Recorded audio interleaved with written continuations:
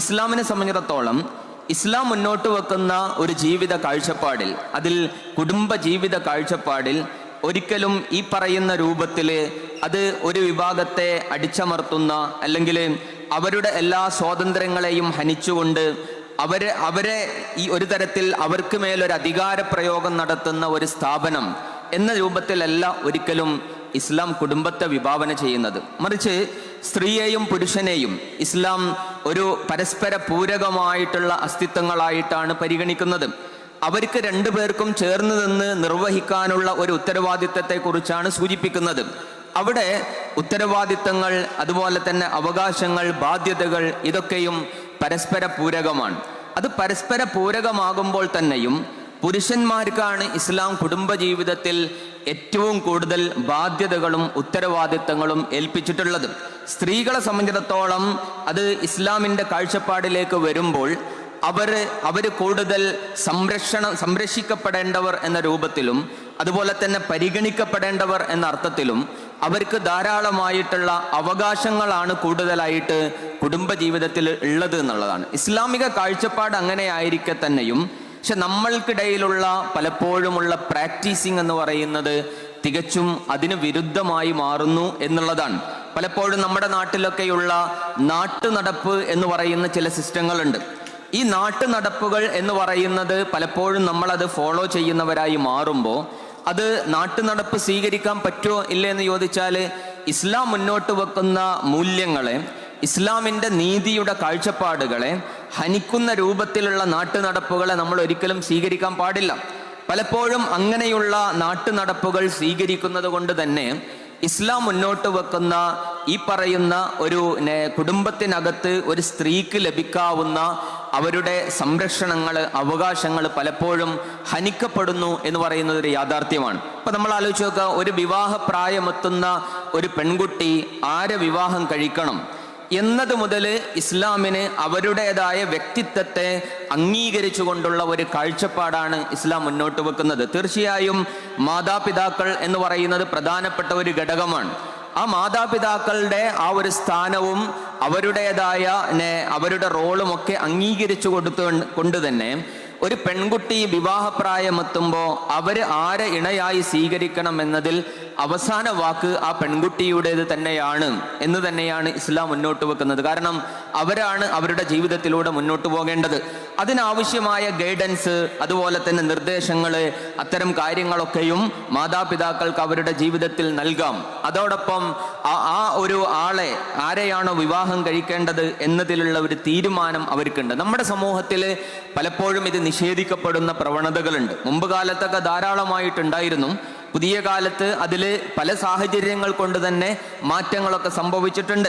അപ്പോൾ അതിന് റസൂൽ സല്ലല്ലാഹു അലൈഹി വസല്ലമയുടെ കാലത്ത് തന്നെ നമുക്ക് കാണാൻ കഴിയും, ഒരു പെൺകുട്ടി റസൂലിൻ്റെ അടുത്തേക്ക് വന്നിട്ട് പരാതി പെടുന്നുണ്ട്. എൻ്റെ മാതാപിതാക്കളെ കുറിച്ചാണ് പരാതി പറയുന്നത്. എനിക്ക് ഇഷ്ടമില്ലാത്ത ഒരു വിവാഹത്തിന് എൻ്റെ ഉപ്പയും ഉമ്മയും എന്നെ നിർബന്ധിച്ച് വിവാഹം കഴിപ്പിച്ചു.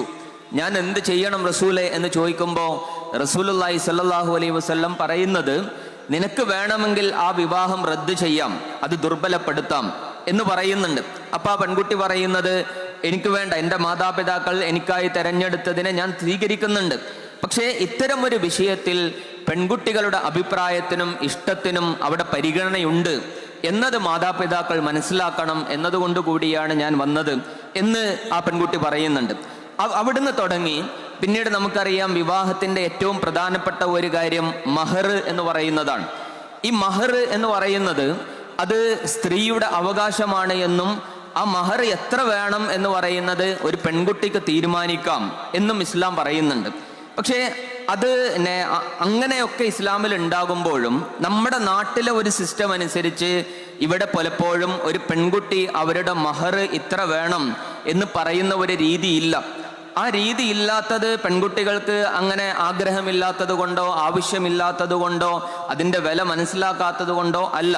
മറിച്ച് പൊതുവെ നമ്മളുടെ നാട്ടിൽ തുടർന്നു പോരുന്ന ഒരു സിസ്റ്റം എന്ന് പറയുന്നത് എന്തെങ്കിലുമൊക്കെ മഹറായി തന്നാൽ അത് സ്വീകരിക്കാം, അതിൽ പ്രത്യേകിച്ച് ഇതൊന്നുമില്ല, നമ്മൾ മഹറൊക്കെ ഇപ്പം നമ്മൾ പറയാൻ പറ്റുമോ എന്ന് പറയുന്ന ഒരു മെൻറ്റാലിറ്റി പൊതുവെ ഇവിടെ സൃഷ്ടിക്കപ്പെട്ടിട്ടുണ്ട്.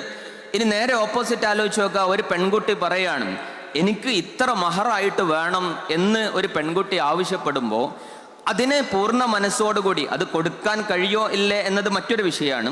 പക്ഷെ ആ പറയുന്ന ഒരു ആവശ്യപ്പെടലിനെ, അവരുടെ ഒരു ഡിമാൻഡിനെ പൂർണ്ണ മനസ്സോടുകൂടി അത് സ്വീകരിക്കാൻ കഴിയുന്ന എത്ര പുരുഷന്മാരുണ്ടാകും എന്ന് പറയുന്നതും ഒരു പ്രശ്നമാണ്. അവൾ അങ്ങനെ ആവശ്യപ്പെടുകയോ എങ്കിൽ അവൾക്ക് വേറെന്തോ ഒരു പ്രശ്നമുണ്ട് എന്ന രീതിയിൽ ആലോചിക്കുക. ശരിക്കും ആ പെൺകുട്ടി അങ്ങനെ ആവശ്യപ്പെടുക എന്ന് പറയുന്നത് പടച്ചോൻ അവർക്ക് നൽകിയ ഒരു അവകാശമാണല്ലോ.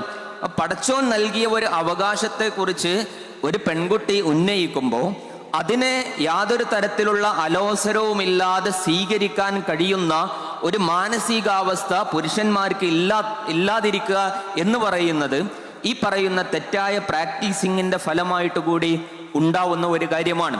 അപ്പോൾ അതിൽ പ്രധാനപ്പെട്ട ഒരു വിഷയമാണ്. പിന്നെ നമുക്കറിയാം, വിവാഹ ജീവിതത്തിലേക്ക് കടക്കുന്നതോടുകൂടി അവിടെ പുരുഷന് മേലാണ് ധാരാളമായിട്ട് അതിൻ്റെ എല്ലാ അർത്ഥത്തിലുമുള്ള ഉത്തരവാദിത്തങ്ങൾ വരുന്നത്. ആ സ്ത്രീ, ആ പെൺകുട്ടിയുടെ ഭക്ഷണം, വസ്ത്രം, പാർപ്പിടം, പ്രധാനമായിട്ടും 3 കാര്യങ്ങൾ ഇസ്ലാം പറയുന്നുണ്ട്. ഈ സാമ്പത്തികമായിട്ടുള്ള മുഴുവൻ ഉത്തരവാദിത്തങ്ങളും ഒരു പുരുഷന്റെ മേലാണ് ഇസ്ലാം നിർണയിച്ചു കൊടുത്തിട്ടുള്ളത്. അതുകൊണ്ടാണ് ഇപ്പൊ വിവാഹം കഴിക്കേണ്ടത് എപ്പോഴാണ് എന്ന് പുരുഷനോട് പറയുമ്പോൾ അവർക്ക് ബാഅത്ത് ഉണ്ടാവുമ്പോൾ എന്ന് പറയുന്നുണ്ട്. ഈ ബാഅത്തിനെ കർമ്മശാസ്ത്ര പണ്ഡിതന്മാർ വിശദീകരിക്കുന്നത് ഈ അർത്ഥത്തിൽ ഒരു സ്ത്രീക്ക് വേണ്ട കാര്യങ്ങളൊക്കെ ചെയ്തു കൊടുക്കാൻ കഴിയുന്ന സാമ്പത്തികവും ശാരീരികവുമായ ശേഷി ഉള്ള ഒരു സന്ദർഭം എന്നുള്ളതാണ്. ആ അർത്ഥത്തിൽ ആ പറയുന്ന ഉത്തരവാദിത്തങ്ങൾ മുഴുവനായിട്ടും ഒരു പുരുഷനാണ് ഇസ്ലാം നൽകുന്നത്. അവിടെ നമുക്കറിയാം, ഭക്ഷണം, വസ്ത്രം എന്ന് പറയുന്ന കാര്യം ഓക്കെയാണ്. നമ്മുടെ നാട്ടിലൊക്കെ വിവാഹം, പുരുഷന്മാർ പൊതുവെ വിവാഹം കഴിക്കാറുള്ളത് ഈ അർത്ഥത്തിൽ ഒരു ജോലിയും വരുമാനമൊക്കെ ഉണ്ടാവുമ്പോഴാണ്.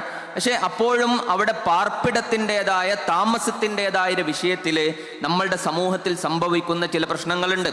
പ്രത്യേകിച്ച് നമുക്കറിയാം, നമ്മളുടെ നാട്ടിലൊക്കെ പലപ്പോഴും വലിയ മൂല്യമുള്ള ഒരു കാര്യമായിട്ട് അവതരിപ്പിക്കപ്പെടാറുള്ള ഒരു കാര്യം കൂട്ടുകുടുംബ സംവിധാനമാണ്. എല്ലാവരും ഒരു വീട്ടിൽ ഒരുമിച്ച് താമസിക്കുന്ന ഒരു കൂട്ടുകുടുംബ വ്യവസ്ഥ, ബന്ധങ്ങളുടെ, പരസ്പരമുള്ള ബന്ധങ്ങളുടെ അടുപ്പവും അത്തരം കാര്യങ്ങളുമൊക്കെ അതിന് മുൻനിർത്തിയിട്ടാണ് അത് വലിയ ഒരു നന്മയായിട്ടും മൂല്യമായിട്ടും പൊതുവെ നമ്മൾ കൊണ്ടു നടക്കാറുണ്ട്. പക്ഷെ ഇസ്ലാമിൻ്റെ ഒരു സംസ്കാരം അല്ലെങ്കിൽ ഇസ്ലാമിൻ്റെ ഒരു കാഴ്ചപ്പാടനുസരിച്ച് ഈ കൂട്ടുകുടുംബ സിസ്റ്റത്തിൽ ഈ പറയുന്ന പോസിറ്റീവായ കാര്യങ്ങളൊക്കെ ഒരു വശത്ത് ഉണ്ടാവുമ്പോൾ തന്നെയും ഇസ്ലാം ഒരു ദാമ്പത്യ ജീവിതത്തിൽ പറയുന്ന പല കാര്യങ്ങളും മുന്നോട്ട് കൊണ്ടുപോകാൻ കഴിയാത്ത അവസ്ഥകൾ കൂട്ടുകുടുംബ സിസ്റ്റത്തിൽ വരുന്നു എന്നുള്ളതാണ്. പ്രത്യേകിച്ച് ദമ്പതിമാർ തമ്മിലുള്ള സ്വകാര്യതയുടെ വിഷയം ഇസ്ലാം ധാരാളമായിട്ട് അതിനെക്കുറിച്ച് സംസാരിക്കുന്നുണ്ട്. കാരണം ഒരു വിവാഹ ജീവിതത്തിലൂടെ 2 പേർക്കിടയിൽ രൂപപ്പെടുന്ന ബന്ധത്തെക്കുറിച്ച് ഇസ്ലാമിൻ്റെ കാഴ്ചപ്പാട് എന്ന് പറയുന്നത് മറ്റേത് ബന്ധത്തെക്കാളും വലിയ ഒരു ബന്ധമായിട്ടത് മാറുന്നു എന്നുള്ളതാണ്. കാരണം ഇപ്പോൾ മാതാപിതാക്കളും മക്കളും തമ്മിലുള്ള ബന്ധം, സഹോദരങ്ങൾ തമ്മിലുള്ള ബന്ധം, ആ ബന്ധമൊക്കെ എത്ര പവിത്രമാകുമ്പോഴും അതിന് ചില അതിർവരമ്പുകളുണ്ട്. എന്നാൽ മാനസികവും ശാരീരികവുമായ യാതൊരു അതിർവരമ്പുകളുമില്ലാത്ത ഒരു ബന്ധം വിവാഹ ജീവിതത്തിലൂടെയാണ് സാധ്യമാകുന്നത്. ആ പറയുന്ന ബന്ധത്തെ ഏറ്റവും നല്ല നിലക്ക് മുന്നോട്ട് കൊണ്ടുപോകാനാണ് ഇസ്ലാം മുന്നോട്ട് വെക്കുന്നത്. അതുകൊണ്ടാണ് ദമ്പതികൾ പരസ്പരമുള്ള ബന്ധത്തിൻ്റെ ഒരു ഊഷ്മളത നിലനിർത്തുന്ന കുറേ കാര്യങ്ങൾ ഇസ്ലാം പഠിപ്പിക്കുന്നുണ്ട്. പക്ഷേ നമ്മളുടെ ഒരു കൂട്ടുകുടുംബ സിസ്റ്റത്തിനകത്ത് അത് പലപ്പോഴും പ്രാക്ടീസ് ചെയ്യാൻ പ്രയാസകരമാണ് എന്നതാണ് പ്രശ്നം. റസൂലുള്ളാഹി സ്വല്ലല്ലാഹു അലൈഹി വസല്ലം പറയാണ്, നിങ്ങളുടെ ഇണയുടെ വായിൽ വെച്ചു കൊടുക്കുന്ന ഭക്ഷണം അത് നിങ്ങൾ ചെയ്യുന്ന ഏറ്റവും നല്ല സ്വതക്കയാണ്. അപ്പൊ പരസ്പരം ഭക്ഷണം വാരിക്കൊടുക്കുന്ന രീതി എന്ന് പറയുന്നത് ഒരു ദമ്പതികൾക്കിടയിലുള്ള ബന്ധത്തിന്റെ ഒരു ആഴമാണ്. പക്ഷേ അത് അവരുടെ ആ ഒരു സ്വകാര്യത എത്രമാത്രം പാലിക്കപ്പെടാൻ ഒരു വലിയ കുടുംബത്തിനകത്ത് പലപ്പോഴും കഴിയുകയില്ല. അതുപോലെ തന്നെ അത്തരം കുറേ വിഷയങ്ങൾ പരസ്പരം പറയുന്നുണ്ട്. അപ്പോൾ ഇതൊക്കെയും മുന്നോട്ട് വെച്ചുകൊണ്ട് പല ഇസ്ലാമിക പണ്ഡിതന്മാരും അതിനെക്കുറിച്ച് പറയുന്ന ഒരു കാര്യം, വിവാഹം കഴിയുന്നതോടുകൂടി ആ വിവാഹിതരാകുന്ന ദമ്പതികൾക്ക് സ്വകാര്യമായ ഇടം ലഭിക്കുന്ന രൂപത്തിൽ ഒരു താമസ സ്ഥലം ഉണ്ടാവുക എന്ന് പറയുന്നത് പ്രധാനമാണ്. അപ്പോൾ സ്വന്തമായിട്ടൊരു വീടുണ്ടാക്കുക എന്നൊക്കെ പറയുന്നത് നമുക്കറിയാം, നമ്മുടെ ചുറ്റുപാടിൽ വലിയ സാമ്പത്തിക ബാധ്യത ആവശ്യമുള്ള വലിയ ഒരു പ്രശ്നമാണ്. അപ്പോൾ ആ നിലക്ക് അതിനെ കാണുമ്പോൾ, പക്ഷേ വേറൊരർത്ഥത്തിൽ നമ്മൾ ഇപ്പോൾ വിവാഹിതരായി അധികം താമസിയാതെ മാറി താമസിക്കേണ്ടി വരുന്ന അല്ലെങ്കിൽ മാറി താമസിക്കുന്ന ദമ്പതികളെ കുറിച്ച് എന്താണ് പൊതുവെ നമ്മളുടെ സമൂഹം വെച്ചു പുലർത്തുന്ന കാഴ്ചപ്പാട്? ഇപ്പോൾ കണ്ണൂർ ജില്ലയിലൊന്നും അതത്ര പ്രശ്നമുള്ള ഒരു കാര്യമാവില്ല. കാരണം ഇവിടെ സ്ത്രീകൾ അവരുടെ വീട്ടിൽ തന്നെ താമസിക്കുന്നത് കൊണ്ട് പലപ്പോഴും അതൊരു പ്രയാസകരമായൊരു സാഹചര്യത്തിൽ വരില്ല. പക്ഷെ അതല്ലാത്ത സാഹചര്യത്തിൽ പലപ്പോഴും പെൺകുട്ടികൾ അനുഭവിക്കുന്ന ചില പ്രയാസങ്ങളുണ്ട്. അതുകൊണ്ടാണ് പലപ്പോഴും അവർക്ക് ആ വീട്ടിൽ നിന്ന് പുറത്ത് കടക്കാനുള്ള പല തരത്തിലുള്ള വഴികളും അവർക്ക് ആലോചിക്കേണ്ടി വരുന്നത്. അതുകൊണ്ടാണ് പലപ്പോഴും പുതിയ തലമുറയിലൊക്കെ ഒരു ജോലി ഇല്ലാതെ വിവാഹം കഴിക്കേണ്ട എന്ന് പറയാനുള്ള ഒരു കാരണം അതാണ്. മറ്റൊന്ന് സാമ്പത്തിക സുരക്ഷിതത്വത്തിന്റെ വിഷയമുണ്ട്. പക്ഷേ മറ്റൊന്ന് ഇങ്ങനെ അത്തരം വീടുകൾക്കകത്ത് കഴിയുന്നത് കൊണ്ടുള്ള ഒരു പ്രയാസത്തിൽ നിന്നുള്ള ഒരു രക്ഷപ്പെടലിന്റെ ഒരു അവസ്ഥയിലേക്കാണ് അവർ ഇതുപോലും ആലോചിക്കുന്നത്. അതേസമയം സ്വന്തമായി വീടുള്ള, സ്വന്തമായി താമസ സ്ഥലമുള്ള ഇടത്ത് താമസിക്കുന്ന പെൺകുട്ടികളെ സംബന്ധിച്ചിടത്തോളം അവർക്കാകട്ടെ ജോലിക്ക് പോകുക എന്ന് പറയുന്നത് അത്ര താല്പര്യമുള്ള ഒരു വിഷയമായിട്ട് മാറുന്നില്ല. അപ്പൊ അടിസ്ഥാന പ്രശ്നം ജോലി എന്നതല്ല, മറിച്ച് ഈ പറയുന്ന രൂപത്തിലുള്ള ഒരു സ്വകാര്യത ലഭിക്കാത്ത ഒരു പ്രശ്നം നടക്കുന്നുണ്ട്. അപ്പോ അതിനർത്ഥം ഒരു വിവാഹം കഴിയുമ്പോൾ, നമ്മളുടെ മകന്റെ വിവാഹം കഴിയുന്ന സമയത്ത് അവരുടെ ജീവിതത്തിലുള്ള നമ്മളുടെ ഇടപെടൽ, മാതാപിതാക്കളുടെ ഇടപെടലുമായി ബന്ധപ്പെട്ടുകൊണ്ടുകൂടി അതിൽ ചില പുനർവിചിന്തനങ്ങൾ ആവേണ്ടി വരും. അല്ലെങ്കിൽ സംഭവിക്കുന്നത് ഈ പറയുന്ന രൂപത്തിൽ വിവാഹം എന്ന് പറയുന്നത് അവരുടെ എല്ലാ സ്വപ്നങ്ങളും അവസാനിക്കുന്ന ഒരു ഇടം എന്ന രൂപത്തിലേക്കുള്ള ആലോചനകളിലേക്ക് പോവുകയാണ്. വിശദമായിട്ട് സംസാരിക്കാൻ സമയമില്ല, അതുകൊണ്ടാണ് ചുരുക്കി പറയുന്നത്. മറ്റൊരു പ്രധാനപ്പെട്ട വിഷയം എന്ന് പറയുന്നത് നമുക്കറിയാം, പലപ്പോഴും നമ്മളുടെ കുടുംബത്തിനകത്ത് നമ്മളുടെ ഒരു കാഴ്ചപ്പാട് എന്ന് പറയുന്നത് ഒരു വിവാഹം കഴിയുന്നതോടുകൂടി ആ വീട്ടിലെ എല്ലാ കാര്യങ്ങളുടെയും ഉത്തരവാദിത്വം ഒരു സ്ത്രീയുടെ ചുമതലയിലാണ്. പുരുഷന് പ്രത്യേകിച്ച് അവര് വരുമാനം ഉണ്ടാക്കി കൊടുക്കുക, പൈസ കൊടുക്കുക എന്ന് പറയുന്ന ഉത്തരവാദിത്വം കഴിഞ്ഞാൽ ബാക്കി വീടുമായി ബന്ധപ്പെട്ടിട്ടുള്ള കാര്യങ്ങളൊക്കെ സ്ത്രീകളുടെ ചുമതലയാണ് എന്ന് പറയുന്ന ഒരു കാഴ്ചപ്പാട് കൂടി പൊതുവെ നമുക്കിടയിൽ നിലനിൽക്കുന്നുണ്ട്. പക്ഷേ അതിലും നമുക്കറിയാം, ഇനി ഇസ്ലാമിക കർമ്മശാസ്ത്രത്തിൽ പരിശോധിച്ച് നോക്കിയാൽ അതിൻ്റെ വിശദാംശങ്ങൾ കാണാൻ കഴിയും. എത്രത്തോളം എന്ന് പറഞ്ഞാൽ ഒരു വിവാഹം കഴിയുന്നതോടുകൂടി ആ സ്ത്രീയുടെയും മക്കളുടെയും ഭക്ഷണത്തിന്റെ ഉത്തരവാദിത്വം പുരുഷനാണ് എന്നാണല്ലോ ഖുർആൻ പറയുന്നത്. അവർക്കുള്ള ഭക്ഷണം കൊടുക്കണം. ഈ ഭക്ഷണത്തിന്റെ വിശദാംശം എന്താണ് എന്ന് കർമ്മശാസ്ത്ര ഗ്രന്ഥങ്ങൾ ചർച്ച ചെയ്യുന്നുണ്ട്. അതിൽ പറയുന്ന ഒരു പ്രധാനപ്പെട്ട കാര്യം, ഭക്ഷണം ഒരു വീട്ടിൽ ഉണ്ടാവുക, അതായത് കഴിക്കാൻ പാകത്തിൽ ഭക്ഷണം ഒരു വീട്ടിൽ ഉണ്ടാവുക എന്നതിൻ്റെ ഉത്തരവാദിത്തം പുരുഷനുണ്ട്.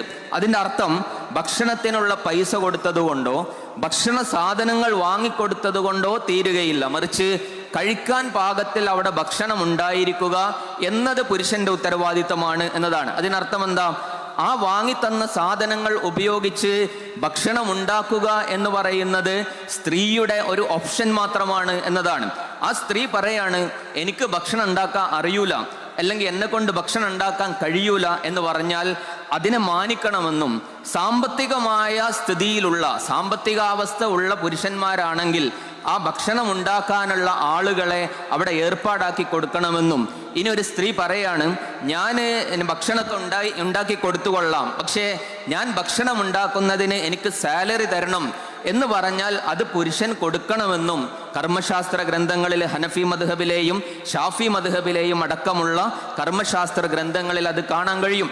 അതിൻ്റെ അർത്ഥം ഇനി മുതൽ സ്ത്രീകളൊന്നും അത് ചെയ്യേണ്ടെന്നല്ല, നമ്മുടെ സ്ത്രീകൾ അത് ചെയ്യുന്നുണ്ട്. കാരണം ഒരു പുരുഷനെ സംബന്ധിച്ചിടത്തോളം കുടുംബത്തിന് ആവശ്യമായ സാമ്പത്തികമായ കാര്യത്തിനൊക്കെ ഓടി നടക്കുന്നത് കൊണ്ട് തന്നെ അവർക്ക് വീട്ടിലെ കാര്യങ്ങൾ ശ്രദ്ധിക്കാൻ കുറച്ച് പ്രയാസം ഉണ്ടാവും. അത് മനസ്സിലാക്കിയിട്ട് സ്ത്രീകൾ ഇതൊക്കെ നിർവഹിക്കുന്നുണ്ട്. അവിടെ പുരുഷന്മാർ ചെയ്യേണ്ട കാര്യം, പലപ്പോഴും പുരുഷന്മാർ പറയുന്ന ഒരു പ്രയോഗം, ഞാൻ വീട്ടിൽ സഹായിക്കാറുണ്ട് എന്ന് പറയാറുണ്ട്, ഞാൻ ഭക്ഷണം ഉണ്ടാക്കാൻ സഹായിക്കാറുണ്ട്. ആ പ്രയോഗമടക്കം ഇസ്ലാമിക കർമ്മശാസ്ത്ര പ്രകാരം തെറ്റാണ്. കാരണം നമ്മളല്ല സഹായിക്കുന്നത്, സ്ത്രീകളെ നമ്മൾ സഹായിക്കുകയല്ല. ശരിക്കും പുരുഷന്മാരുടെ ഉത്തരവാദിത്തത്തിൽ സ്ത്രീകൾ നമ്മളെ സഹായിക്കുകയാണ് ചെയ്യുന്നത്. വീട്ടിലെ ഭക്ഷണം ഉണ്ടാക്കുന്നത് അടക്കമുള്ള കാര്യങ്ങൾ ചെയ്യുന്നതിലൂടെ പുരുഷന്മാരുടെ ഒരു ബാധ്യതയിൽ സ്ത്രീകൾ സഹായിക്കുകയാണ് ചെയ്യുന്നത്. ആ പരിഗണനയും കാര്യങ്ങളും ഒക്കെ തിരിച്ചു കൊടുക്കുക എന്നതാണ് അതിനോട് ചെയ്യേണ്ട നീതി എന്ന് പറയുന്നത്. സാമ്പത്തികമായിട്ടുള്ള കാര്യങ്ങളുടെ വിഷയവും വളരെ പ്രധാനമാണ്.